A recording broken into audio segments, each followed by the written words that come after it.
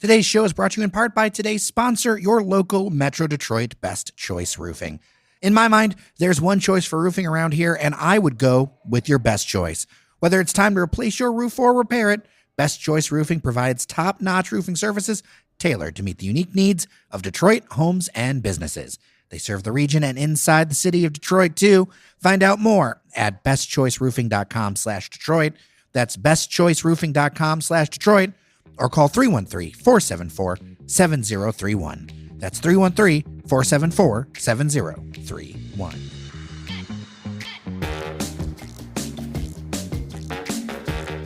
Hello, everyone, and welcome to Your Daily Detroit. It is Friday, November 1st, 2024. I am Jer Stays, and joining me at the table at Tech Town to my left is none other than Mr. Friday himself, Devon O'Reilly. How are you?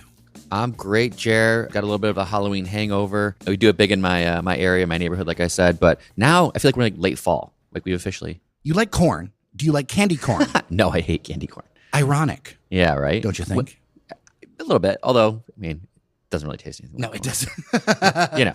If you are a member of our Patreon-only Discord, you will love that every once in a while, Devon O'Reilly gets ribbed for his love of corn. I make no apologies for my love of corn. Where have you been? What have you been up to, man? I went to a new spot, something that I think has been kind of like thrown out there. I mentioned there is a new place called Corktown Taphouse. It's on Michigan Avenue. It's right in what's called the Perennial, the apartments there on Michigan Avenue. Okay. That new apartment development there, right on the main floor. And it's a huge space. And as listeners may know, it's kind of on my way to and fro from work. So I kind of saw it coming about, saw it maybe opening up, looked it up. Sure enough, it was open for lunch, popped in for lunch on a weekday. And it was great. I was one of maybe, 10 people in there and felt a little sparse because it's so big. But man, Jay, they got everything. They got everything in this place. There's a wall of taps. So we've talked about like Elephant & Co. You serve yourself beer. Mm-hmm. It's got the self-serve beer taps and wine and non-alcoholic and seltzers and ciders. It's got a huge selection of that. It's got kind of two food concepts in it. So you can go kind of more Mexican, more American. They're like kind of like windows, and you kind of go up to the window, order, and they bring it to you. It's getting to more of that like Elephant & Co., the kind of contactless whole system where like you set up an account and then you can just order stuff off your phone. They bring it out to you. You pay your tab through the phone, all that stuff. And then you kind of can just have your run of the space, and they've got duck pin bowling. They've got interactive like darts. They have like a wall of like actual board games you could physically play. They have a little kids area, which I thought was awesome with like kids toys and different kind of games for little kids to kind of run around in. It seemed like a really cool kind of gathering spot for maybe the neighborhood or for people to come and kind of have a date night or gather with friends. Very cool community space with food, games, and drinks. Have you ever duck pin bowled before? I have, yeah. I did it at the, what do they call it? The 5-iron golf that's in the Cambria. Actually, that's where I duck pin bowled. I actually duck pinned with Fletcher Sharp. Nice. And he destroyed me. It was so much fun because I just had to laugh at myself at how bad I was compared to his excellent physical skills. Yeah, it's a little different than regular bowling. So like it's not like if you're good at bowling, you're going to be good at duck pin bowling. It's a bit different in terms of how you're throwing the ball and all that. So I think it makes it a little bit more accessible. For sure. If you're not, so it's smaller. Let's tell people because they might not know what duck pin bowling even is. Yeah, it's much smaller. The pins are kind of affixed, to like wires or strings, whatever you want to call it. So they're not just getting scattered about every time you bowl. It's everything like all the extra stuff of bowling. It's kind of condensed, so you don't have special shoes. You're just standing on the ground. The balls are smaller. They're smaller. They're almost like a bocce ball. If anyone's ever picked up a bocce ball, they're like a little bit bigger than a bocce ball, but that kind of thing. Yeah. And yeah, everything's more condensed. It's almost like a shuffleboard size type of lane there, and you can do it indoors. You can do it in a smaller space. You can do it. I don't think there gutters. There might be gutters. I'm not even sure, but yeah, it's just much more condensed. It's good for like multiple games, areas where there's multiple different types of games. It's pretty fun. Did you try any food? I did try the food. I tried the Mexican concept. When I went there, the American concept had not opened yet, so this was just the Mexican concept that was open. They had pretty standard fare, but not standard as in bad, just standard as in multiple different kind of taco options. You had to create your own bowl. You had like burritos, pretty kind of standard. I'd say like American Mexican type of food. It was really good. I got the elote dip, so a little bit corn in my the corn in my order there. I got elote dip, which was quite delicious, and some shrimp tacos that were also very good. So a lot of shrimp in there. I was very happy with the food. I was just thinking of this. Do you sacrifice any corn for your decorations on your door? Like some people do, like the multi-kernel corn No, that on their for door. me. Or is that just All you the have corn to- that comes into the house is for me. If we leave it out, honestly, if we left it out, it would get eaten by squirrels within 24 hours. How do you feel like this new place, Corktown Tap, fits into the rest of the neighborhood? I think it's going to fit in well because it's going to give another option for like casual stuff. So like Corktown is kind of building out their array of different options. You have your fine dining places, you have your divier bars, you've got your barbecue with slows, of course. You have your upscale cocktail bars with Sugar House and all that. You've even got casual dining with Mercury and that sort of thing. And you got your date night spots. But I think this will fit in well because it's very casual. You can gather. It's a lot of space. And that's something that not a lot of places in Corktown have. Is like, where could 10 people, 10 friends go and meet up one night? There's not a ton of places in Corktown where you can do that. So this is kind of cool. I mean, the Detroit Axe place is cool too. It's similar concept, but I have to say the Corktown Taphouse, it's much more spacious. So I do feel like it's a little bit more, there's more room to spread out there. One of our listeners made a point that I wanted to run by you, and it's about Eastern Market. They were surprised that Eastern Market has not seen the same type of comeuppance that Corktown has as far as investment. I would point to the fact that it's a far more industrial area right near the heart of it. There are not as many residences, but some of that's starting to change. Some of the industry tenants feel a little hemmed in. I know that Fairway Packing is leaving the city of Detroit. They built a new facility out in Roseville, and they are shutting down their City of Detroit facility.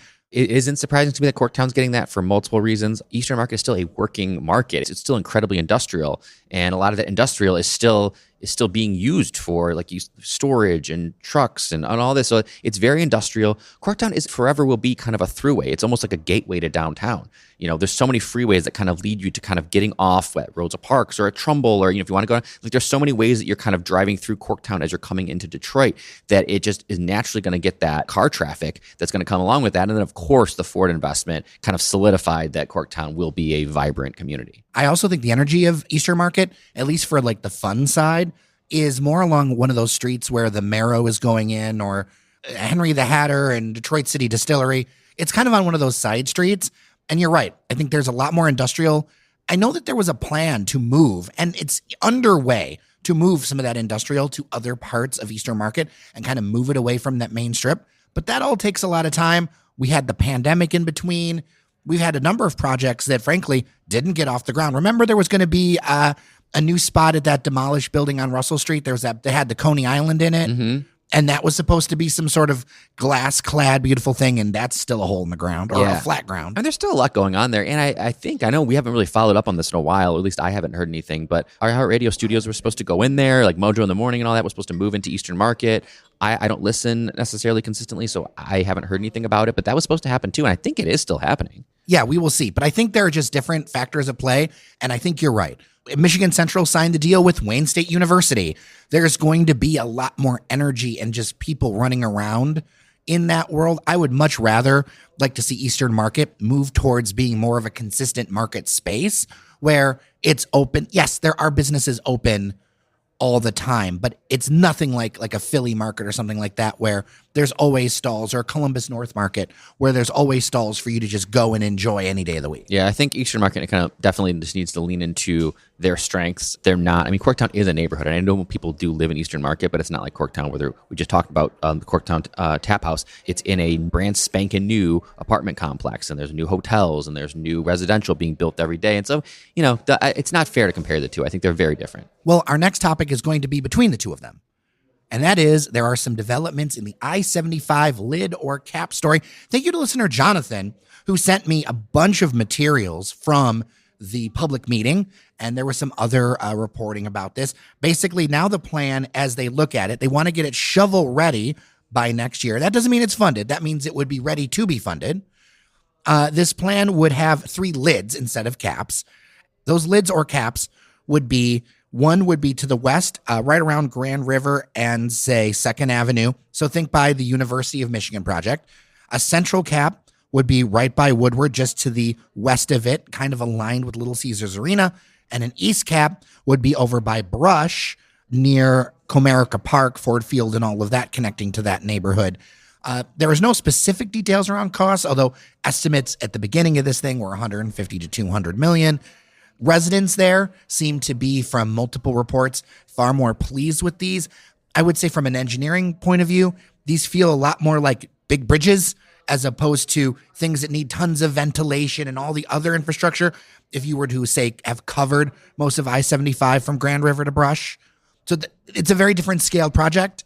I have a lot of thoughts on this one, though, in that I'm interested in this, but with a big asterisk. But I want to hear what you think. Yeah, I mean, we brought this up before, and I was kind of bearish on it then. You were 100% bearish. I continue to be bearish. Are you still 100% bearish? I am still 100% bearish on Okay. this. First of all, I don't think it needs to happen. Like, it's not one of those necessity projects.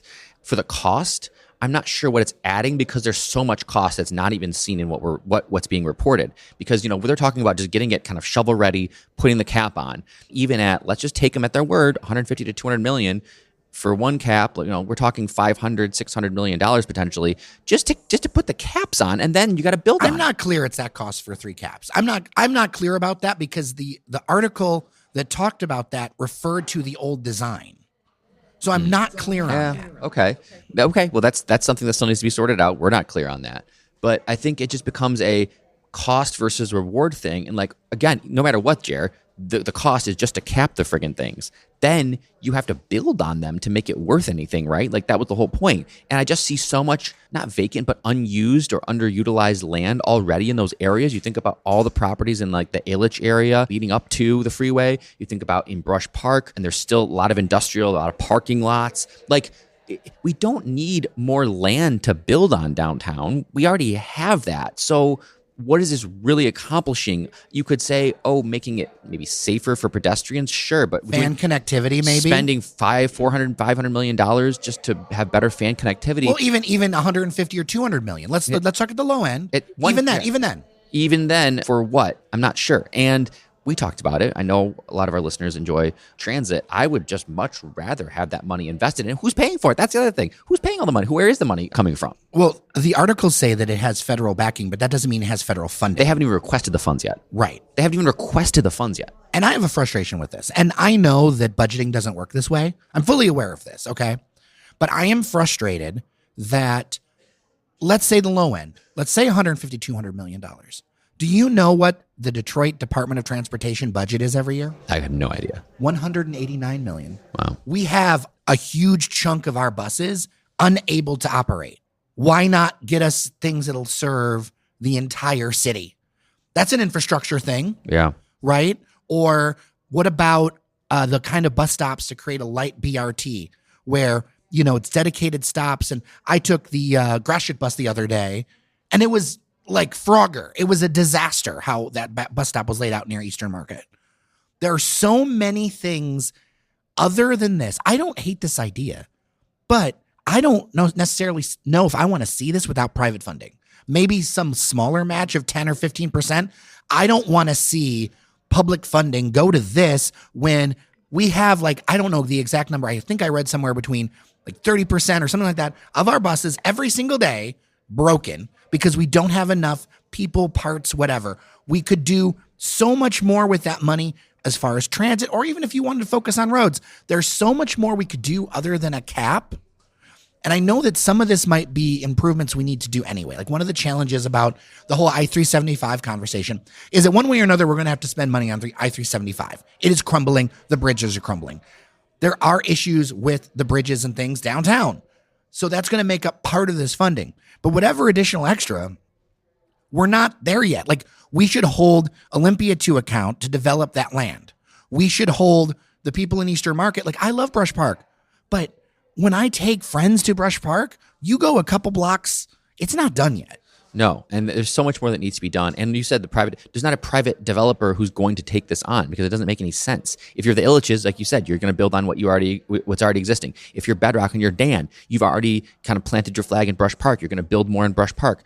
There's not a private funder who's going to take this on because the risk reward is just way skewed in the wrong direction here. And if you want to increase fan connectivity between the neighborhoods, you could do something like they did in Chicago with Millennium Park over there. I think it's Jefferson, where there's this beautiful, wide, modern bridge that is a ramp and it goes across and it's just gorgeous. You could do something like that for a lot less cost. You could even do something like that across our Jefferson. Yeah. Whether it's the Hart Plaza. Much smaller scale. Right. Much smaller scale, beautiful, very high impact. I look at the priorities. I love the look of this idea. The urbanist in me thinks this is super cool, but the resident in me, the resident who does not live downtown, I do not like the idea of that much money being spent when there are so many other projects that I see. Yeah, we're coming to the kind of same conclusion there, Jerry, is that it's almost kind of a vanity project, a nice to have, but it's just not needed right now. If Dan Gilbert wants to pay for it, but he bless won't. him. But he or the Kresge Foundation or some foundation says, this is where we want to put our legacy money. Yeah, because what though? It's like there's no justification. That doesn't mean that it happened. That I doesn't mean know. it doesn't happen, right? I know, but- Billionaires are going to billionaire. They're just going to build what they want to build. It's not even like this isn't like a Hudson Tower. This is I just don't see any value in this other than some like smaller value kind of plays, but nothing that would justify the cost. Before we go, and I don't want to like bring down people's mood at the end of the week. I think I'm gonna help you. Okay. I think I'm gonna help our listeners. Because you want to talk about this, and this is your last episode before the election. We are actually planning on rejoining each other on Wednesday for what could be a live episode. I just want to hedge your bet because I don't know what state you'll find me in on Wednesday. Right. So, but today you wanted to talk about it. You wanted to swing. We talked to Norris. We talked to Cheyenne. We talked to Steve. We've talked to a lot of people. You want to tell us about how you're feeling. I'm curious because you have a different view of these things than a lot of other people that I know. I guess yes and no. But you know what? I'm clear-headed and I'm cautiously optimistic. I'm cool. I've talked to several kind of friends and colleagues off a ledge in the past week, month over kind of what they're doing. And I think what they're doing is a very unhealthy exercise. And that's this daily poll watching. Credit to Steve. You and Steve, I love your episodes together. Steve talks about this as well, is you're just doing yourself a disservice by constantly, refreshing your polls every day or every, couple days or even every couple hours. It's maddening because the race hasn't really moved. At the best pollsters, what are they going to get? A 3 to 4% margin of error. If you take that, the race has not moved. So like these people who see a poll that in Michigan, let's take Michigan, obviously, one day, it comes out, Trump's up 49-48 on Harris. And the next week, Harris is up 49-48. And people are like, oh, no, that's good, that's bad. It's nothing. It's the same poll. It's the same. Polls are, that's what I'm here to say. Polls are bull. The best pollsters don't know. In a close election like this, all we know is it could go completely one way or completely another way. But they dominate the stories. They dominate the stories because they're nice to kind of poll watch and the horse race, all of it. And, they need that for clicks and need that for eyes. But at the end of the day, I just think that the media has just disappointed me a lot, and even media that I kind of trust, in terms of turning every story into a negative, into something to get people nervous or anxious or just driving that fear and anxiety. Again, I'll use another example. I was watching CNN the other day, and they talked about the early voting. I had to parse through the story because they were framing it as this panic button, red alert for Democrats because Republicans were outpacing their 2020 turnout in early voting, which again, that was COVID. Things were totally different. Republicans are being told by Trump not even to early vote, to only vote day of in person. There was a whole host of issues of why the numbers were so low. But when they showed the graphs, Democrats were outpacing Republicans. Women were outpacing men. We know how that breaks. So to me, the story should have been Democrats outpacing Republicans in early voting. Good story. Or women outpacing men. Harris looks like she's doing well in polling, but the story we got was panic. Should they be worried because Republicans are doing a little bit better than they did in 2020 and it's not as wide of a gap anymore? Uh-oh, this could be trouble. It's just maddening that they do this. Devon, you know why? All right? Because look, I'm off my soapbox. I've worked in media for a long time, and this is something that's really risen with the advent of social media and a lot of information moving wholly online. Study after study, example after example shows that in those contexts, people consume negative content way more. There have been examples of publications that have gone for a week doing only positive stories, or the positive stories plus and their traffic drops off by 2/3. Such a shame. And really a shame. the thing is that you are what you are measured by. So if you were measured only by traffic, not by subscriptions, not by other things, and all of your money comes from that traffic, you're going to do what traffic gives you. I have an unpopular opinion. I have a few unpopular opinions. One of them is that we should have stronger campaign finance laws, which most media does not agree with because they make their money off of this. The second thing is that I don't think you need 24/7 news. I don't think 24/7 news is healthy for you. It's not. I agree. I think you should be connected to your communities. You should be connected to your nation. Should be connected to your state. You should be connected to your region and locality. That doesn't mean that it's like constant, stressful, anxious anger. And I have so many people that I love that are in an almost unrecognizable state. And I understand that this is scary for a lot of people. And I understand that I have a lot of privilege, and we both have some privilege. And whatever all this thing happens, we're white dudes. Okay. We're going to be okay. Yeah. But it's not going to change anything. It's like waiting for test results. Yes. But the difference being, how do you feel about how you took the test? And, do you feel good about the Sunday when you're waiting for test results and you feel like you did good? You're a little nervous, but you feel like you did well on the test. Sometimes you feel like, oh gosh, I think I did really bad on that test. See, I think about it as another kind of test, a medical test where you actually don't know. Oh, you're talking about, okay.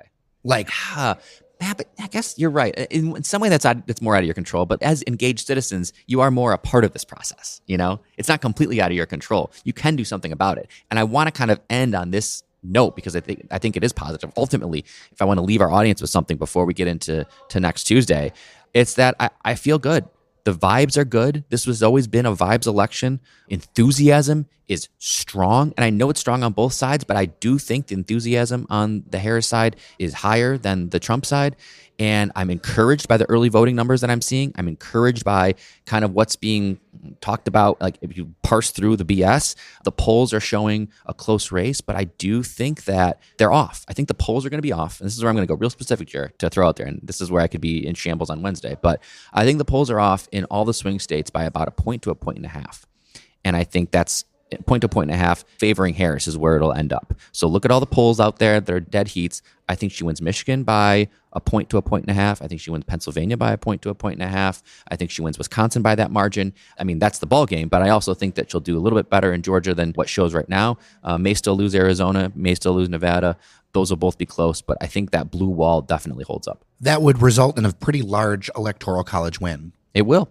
And there's going to be all sorts of disaster, and we'll talk about it on Wednesday because, the MAGA is already priming the pumps for a stolen election. They, on the other hand, I mean, if you see what coming out of their side of things, they are just supremely confident. The only way they could lose if there's massive fraud. So they've already primed their supporters. They've already primed the pumps. It is going to be really messy and really ugly. But at the end of the day, I trust our process. I trust our election process. And I know that if, in fact, she will win and she will, win. There won't be any kind of, overthrowing the election and all that crap partially because the difference, I want people to also remember, the difference between 2020 and 2024 now is that Donald Trump isn't in the White House. He's not the one behind the desk. He's not the one with the power of, the government. It's Joe. It's Biden. It's the Democrat. So you take some solace in knowing that the things that happened in 2020, the way that all led to January 6th and all that cannot happen the same way this time because Democrat Joe is in the White House. For Wednesday, we're going to have a focus on local races,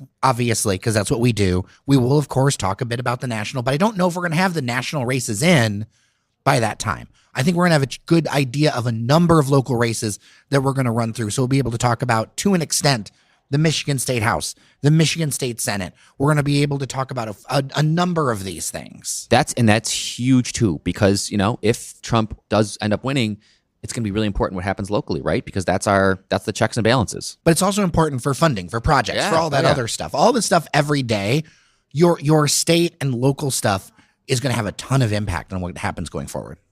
Yes. I mean, ultimately, the stuff you'll actually feel as a resident is definitely more hashed out at the local level than whoever happens to be the president. Well, buckle up.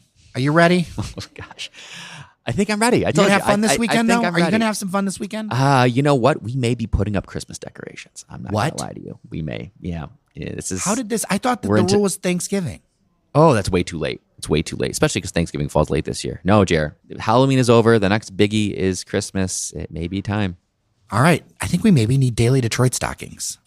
That'd be fun. We got some time. See, it was slowly. This is now I'm not panicking because it's not like I have to put up the decorations in one weekend. My wife and I will slowly kind of build up our Christmas presents. Okay. We got this. This is a leftover from yesterday's episode. Michigander or Michiganian? Michigander.